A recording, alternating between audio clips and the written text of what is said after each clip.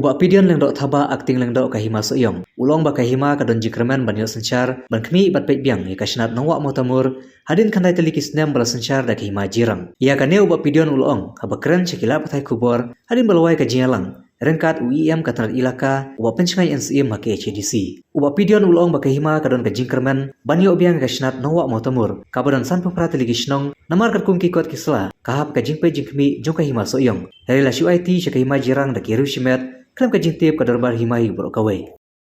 Men barok kadai katahi bagi sewat hang ne.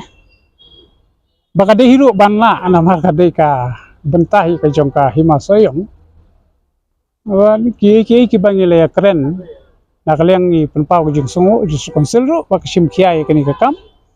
Pangakai ba hadin nakala pej ke bisar ne ikikot kislah jong hima. Ak jing dei bakani kisnat hima. Ingai scam bangi kremen scam hiru bakatakan poi saya kata katong. I kadon gejing bakla jong gejing le jong gibriu shimet lane gibriu kumta kadon gejing bakla jong gejing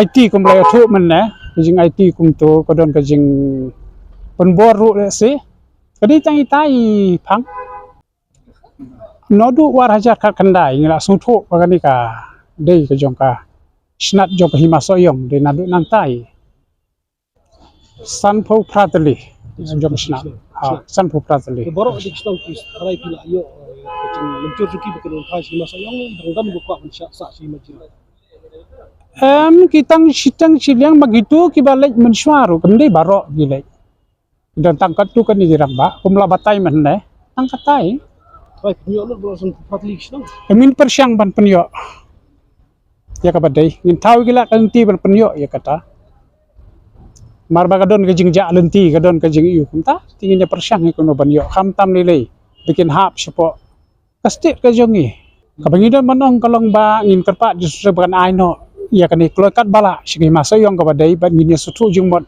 kasnat bat kani ke hima inla ban penurlong kita baro ban pentulon marku dulu kendo baro kidon jak soyong haka office jong ka hima kata.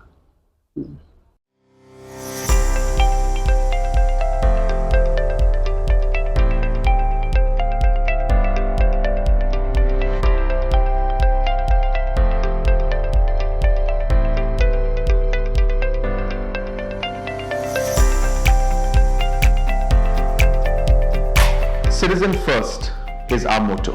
We believe that our citizens need to be connected with government for faster and efficient service delivery. I'm happy to announce that we are coming up with a dedicated CM helpline call center